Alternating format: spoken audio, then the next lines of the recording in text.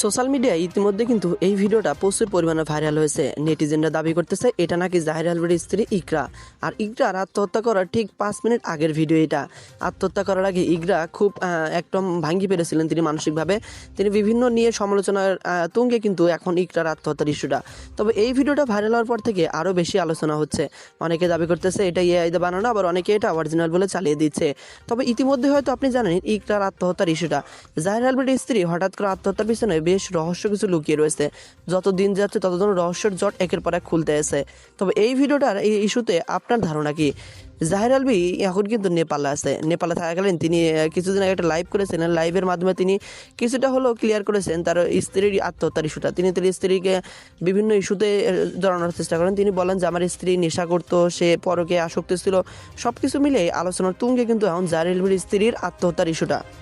তবে জাহির আলভীর স্ত্রীর আত্মহত্যার পিছনে অনেকে কিন্তু আলভীর পরকীয়াটাকেই দাবি করতেছে। আপনারা হয়তো ইতিমধ্যে জানেন জাহির আলভীর পরকীয়ার বিষয়টা ইতিমধ্যে হয়তো ক্লিয়ার হয়ে গেছেন। সোশ্যাল মিডিয়ায় বিভিন্ন অডিও কল রেকর্ড, বিভিন্ন স্ক্রিনশট সবকিছু মিলিয়ে ইতিমধ্যে হয়তো জেনে গেছেন জাহির আলভী কার সাথে পরকীয়া করতো। জাহির আলভী কিন্তু আর একটা নাটকের অভিনেত্রী তিথির সাথে পরকীয়া করতো বলে জানা গেছে। আর এই তিথির সাথে পরকীয়াই যেন জাহির আলভীর সংসারে কাল হয়ে দাঁড়িয়েছিল।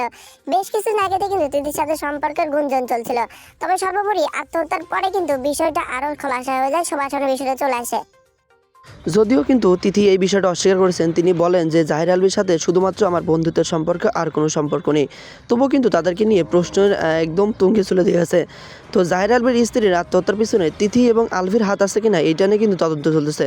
তবে আপনার ধারণা কি জাহির আলভীর স্ত্রীর ইকরার আত্মহত্যার পিছনে কারো হাত আছে, নাকি সমস্ত কিছুই সব কিছুই এই পরকীয়ার ইস্যু? তো আপনার ধারণাটা অবশ্যই কমেন্ট বক্সে জানিয়ে দেবেন।